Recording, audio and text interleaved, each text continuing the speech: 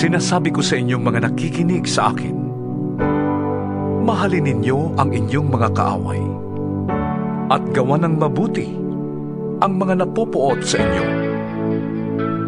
Pagpalain ninyo ang sumusumpa sa inyo at ipanalangin ang mga nang-aapi sa inyo. Kapag sinampal ka sa isang pisngi, iharap mo rin ang kabila.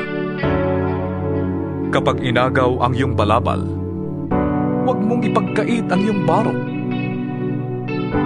Bigyan mo ang bawat nanghihingi sa iyo. At kung may kumuha ng iyong ari-arian, huwag mo nang bawiin pa ang mga iyon. Gawin ninyo sa iba ang ibig ninyong gawin nila sa inyo. Kung ang nagmamahal lamang sa inyo ang inyong mamahalin, ano pang gantimpala ang inyong hihintayin?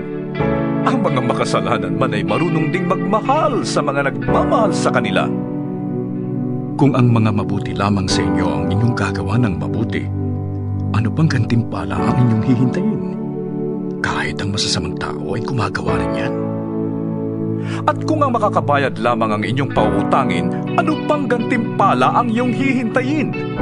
Kahit ang masasamang tao ay nagpapautang din sa kapwa nila masama sa pag-asang sila'y babayaran. Mahalin ninyo ang inyong mga kaaway at gumawa kayo ng mabuti. Magpautang kayo nang hindi umaasang kayo'y babayaran. Sa gayon, malaking gantimpala ang tatamuhin ninyo at kayo'y magiging mga anak ng kataas-taasang Diyos, sapagkat siya'y mabuti kahit sa masasama at sa mga hindi marunong tumanaw ng utang na loob. Maging mahapaking kayo na gaya ng inyong ama.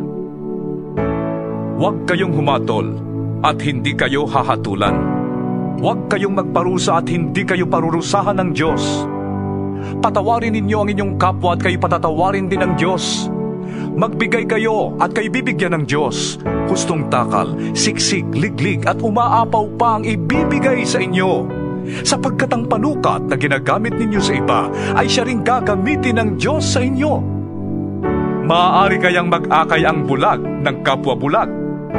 Pareho silang mahuhulog sa hukay kapag ginawa nila ang ganon. Walang alagad na nakakahigit sa kanyang guro. Ngunit kapag lubusang naturuan, ang alagad ay makakatulad ng kanyang guro. Bakit mo napapansin ang puwing ng iyong kapatid? Ngunit hindi mo nakikita ang troso sa iyong mata. Paano mong masasabi sa iyong kapatid, "Kapatid, hayaan mong alisin ko ang iyong puwing," gayong hindi mo nakikita ang trosong nasa iyong mata? Mapagkunwari. Alisin mo muna ang troso sa iyong mata nang makakita kang mabuti. Sa gayon, maalis mo na ang puwing ng iyong kapatid. Walang mabuting punong kahoy ang namumunga ng masama, at wala ring masamang puno ang namumunga ng mabuti. Nakikilala ang bawat puno sa pamamagitan ng kanilang bunga, sapagkat hindi nakakapitas ng igos sa matitinik na halaman o ng ubas sa mga dawag.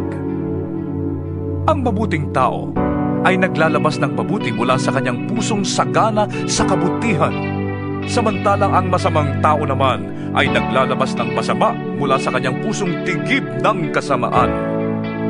Sapagkat kung ano ang nag-uumapaw sa puso ay siyang sinasabi ng labi. Bakit ninyo ko tinatawag ng Panginoon, Panginoon? Gayong hindi naman ninyo tinutupad ang sinasabi ko. Sasabihin ko sa inyo kung ano ang katulad ng taong lumalapit sa akin, nakikinig ng aking mga salita, at nagsasagawa ng mga ito. Ang katulad niya ay isang taong humukay ng malalim at nagtayo ng bahay sa pundasyong bato. Nang bumaha at bumugso ang tubig sa bahay na yon, hindi na tinag ang bahay na itinayo, sapagkat matibay ang pagkakatayo nito. Ngunit ang nakikinig naman ng aking mga salita at hindi tumutupad nito ay katulad ng isang taong nagtayo ng bahay ng walang pundasyon. Nang bumaha at bumugso ang tubig sa bahay na yon, ito ay kaagad bumagsak at lubusang nawasak.